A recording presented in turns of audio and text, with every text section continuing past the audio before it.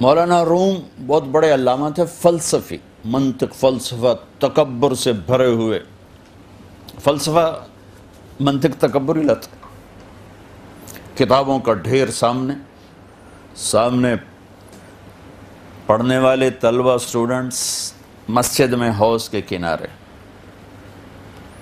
شمس تبریز مسجد میں داخل ہوئے، دیہاتی لباس. تو مولانا روم سے پوچھنے لگے اینچیست. یہ اس ربائی میں آخری جملہ ہے، مولوی ہرگز نشد مولا روم تا غلام شمس تبریزی نشد. کہ کوئی چیز خود بخود نہیں ہے، انسان بھی انسان سیکھنے سے بنتا ہے. ورنہ ایک بولنے والا جانور ہے، خاموش جانور، ایک پھاڑنے والا ہے، ایک بولنے والا ہے، دونوں جانور. مولانا روم نے شمس تبریز نے فرمایا این چیز، کتابوں کا ڈھیر تھا. یہ کیا ہے مولانا صاحب؟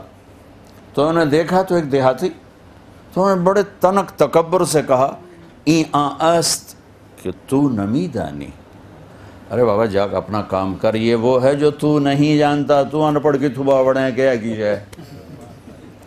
مولانا روم شمس تبریز آگے بڑھے اور ایک دھکا لگایا، ساری کتابیں جا کے پانی میں گر گئیں، حوض میں. مولانا روم نے سر پہ، تیرا بیڑا بڑھ جاوے نا مرادہ، میری تو ساری حیاتی تو برباد کر چھڑی، چونکہ ہاتھوں کا لکھا تھا نا، کوئی پریس تو تھا نہیں، اور تو نے میرا سب کچھ برباد کر دیا. وہ ظالم کیا چاہتا تھا مجھ سے؟ کون ہے تو، کیا بلا ہے؟ وہ مسکرائے اور حوض میں چھلانگ لگائی اور ایک ایک کتاب خشک اٹھا کے باہر رکھ دی. ہر کتاب خشک، ہر کتاب خشک، ہر کتاب، اس کی مٹی اس میں اڑ رہی.